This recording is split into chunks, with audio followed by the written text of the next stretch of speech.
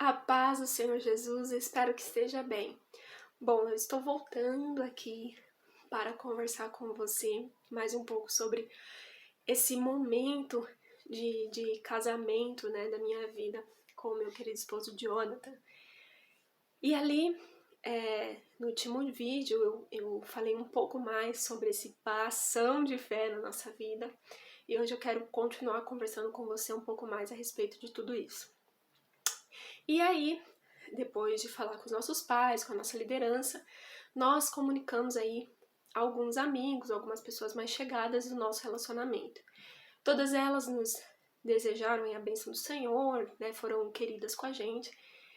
E após isso, a notícia se espalhou, né, e aí nós ficamos muito felizes porque, assim, 99% das pessoas que nos conheciam ficaram muito felizes com a gente, realmente demonstraram, assim, muito carinho e cuidado por nós. E somente ali, posso dizer, 1% que foi contra. E inicialmente, até, assim, próximo ao nosso casamento no civil, algumas pessoas, infelizmente, agiram mal com a gente, mas nós procuramos sempre ser gentis, amorosos e liberar o perdão, que é o que o Senhor Jesus nos ensina. Mas eu tô aqui para falar para você dos milagres maravilhosos que Deus fez na nossa vida. Como eu falei um pouquinho, né, no vídeo anterior, nós estávamos sem dinheiro, eu e o Jonathan, né, e os pais do Jonathan, não falei, mas eles também, o pai dele parece que estava num emprego, mas não era muito certo, era alguma coisa que era contrato. A mãe dele estava sem trabalhar e as irmãs dele, eu não lembro direito, mas talvez elas também estavam sem trabalhar, eu não lembro direito desse detalhe. Mas Deus, ele fez milagres, né? Tanto nos problemas que a gente enfrentou com aquele 1%, quanto muitos outros milagres em todos os outros detalhes do casamento. Acontece que quando Deus tem algo na sua vida, você é um querido, uma querida de Deus, um filho amado, Deus, ele prepara o melhor para sua vida. Eu acredito que Deus, ele colocou eu e o Jonathan nesse lugar de falta financeira para mostrar aí o tanto que ele é fiel também na nossa vida e quanto que nós dependemos dele para tudo isso. E aí, gente, o que acontece? Eu comentei com vocês que Deus me falou que o casamento tinha que ser no ano passado. Mas acontece que, como a gente conversou, eu e o Jonathan, no último dia de julho, gente, é meio do ano. Assim, para acabar o ano é assim, é pouco tempo. E aí eu fui falar pro Jonathan. Eu falei, Jonathan, Deus, ele me falou que a gente tem que casar esse ano. Aí ele falou, você tá doida? A gente não tem condição. Como assim casar esse ano? A gente começa a namorar agora e já vai casar. Eu falei, não, então Deus, ele me falou isso, que ele testifica isso no seu coração também. E o Jonathan vai falar um pouco mais, né, quando, se Deus permitir, ele vir aqui falar um pouco sobre o lado dele no processo. Mas, tipo, já foi um baque pra família a gente falar que tava namorando, porque o pessoal não esperava. Ainda a gente falar que ia casar, e naquele ano, nossos pais quase tiveram um treco, né? Porque eu e o Jonathan eram aqueles filhos apegados nos pais, né? Que sempre tem aquele filho que é mais apegado, que fica lá com o pai, dando atenção e tal. E nós dois éramos essas pessoas na nossa casa, dos meus pais lá e dos pais dele.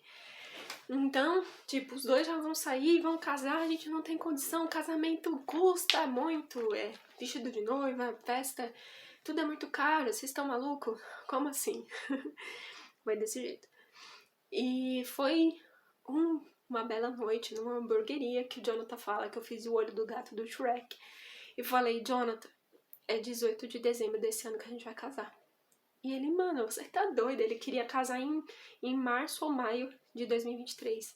Você tá doido? A gente não tem condição. Eu falei, amor, mas Deus, ele falou. Então a gente tem que dar os passos de fé. E aí ele falou, tá bom. E Jonathan, ele falou e fala uma coisa assim pra mim. Olha, independente da doideira que seja, eu tô com você e não abro. Então a gente tá junto.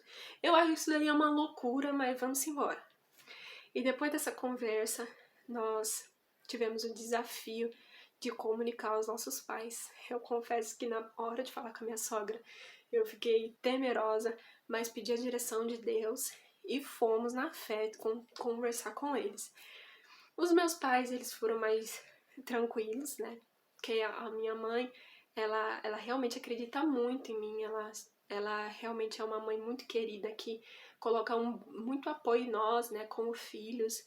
E assim, por mais que ela também achou que era uma loucura, ela ficou, mano, como isso? Vocês vão casar esse ano? Não tem nem condição e tal. Por mais que ela achou que foi uma doideira total, no fim ela falou, tá bom, eu acredito que vocês são meninos de Deus e se vocês estão falando isso, ok. O meu pai, ele é super de boa, sabe? Meu pai, nossa, ele é super tranquilo, meu Deus do céu.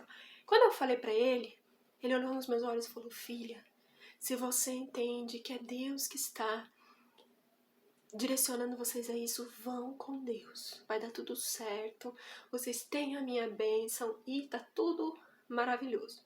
Essa foi a reação do meu pai. E aí, pra falar com os meus sogros, foi um pouco mais difícil, porque o Jonathan, como eu falei, se Deus permitir, vai explicar um pouco melhor, mas a família dele tem uma cultura de ajudar financeiramente e tal, e eles não estavam tendo condições pra isso. E era tudo muito rápido pra eles, né? E aí, foi assim, foi. No começo eles não aceitaram, eles ficaram muito, assim, contra, sabe? Até algumas pessoas da família do Jonathan sugeriram outra data, outro horário. E ali falei, Jonathan, essa foi a data que Deus tocou no meu coração. E Deus falou que esse ano, então tem que ser. E aí foi com insistência, muita oração, que eles aceitaram. E no fim ali abraçaram e começaram a ajudar a gente. E aí começava uma linda história de dependência de milagre de Deus, porque nós marcamos a data do casamento e após falar com os nossos pais, nós fomos falar com o nosso pastor. E nós tínhamos uma ideia também de fazer na nossa igreja local. E ok, fomos falar com o nosso pastor. E o nosso pastor super abraçou e falou, não, vamos fazer assim, já tem a data, vamos marcar. E aí meu filho, ele já foi marcando, já separou a data na agenda da igreja, ó, essa data é a data do casamento da Josi e do Joe, e tá reservada, vamos reformar essa igreja, vamos fazer e acontecer e tal. E ele ficou super empolgado e abraçou mesmo a gente pra fazer o casamento e tal, e a gente, ok. E meus irmãos, a gente não tinha nada. Sabe o que é nada? A gente não tinha nada. Não tinha. Era milagre. E o Jonathan, que é mais racional, ele tava quase tendo um colapso nervoso, porque ele tinha tudo arquitetado na cabeça dele, de que ele queria comprar o meu vestido. No começo do ano ele tinha ido na Rua das Noivas ver vestido, mas Deus apertou as finanças dele de um jeito que ele tava ganhando muito pouco. Ele tava ganhando bem pouco. E era ele que tava assumindo a casa dos pais, era ele que tava ali cuidando, porque os pais dele também estavam precisando, então entrava um casamento no orçamento, e nós estávamos realmente dependentes de Deus para que os milagres acontecessem. E aí fomos dando os passos de fé. Logo nós contamos para a igreja inteira, anunciamos que o casamento iria acontecer, e os irmãos ficaram assim, uau, como assim vocês já vão casar? E aí foram os milagres acontecendo. E assim, gente, Deus ele foi preparando cada detalhe. Nós não tínhamos casa, né? A gente não tinha dinheiro nem pra fazer o casamento, quem dirá casa, né? E aí tudo pra gente era oração. Meu Deus, como a gente orou. Mas a gente orava tanto. O Jonathan ia trabalhar, eu ficava orando, fazendo jejum, declarando, profetizando em casa, sabe? Orando. Como a gente orava. Meu Deus, a gente orava demais.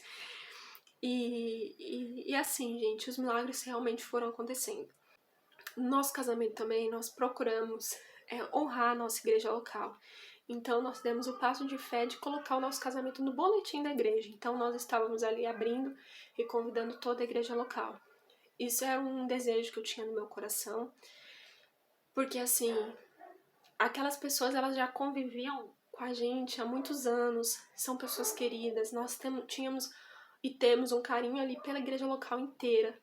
Então é muito chato muitas vezes quando nós nos casamos e a gente exclui algumas pessoas.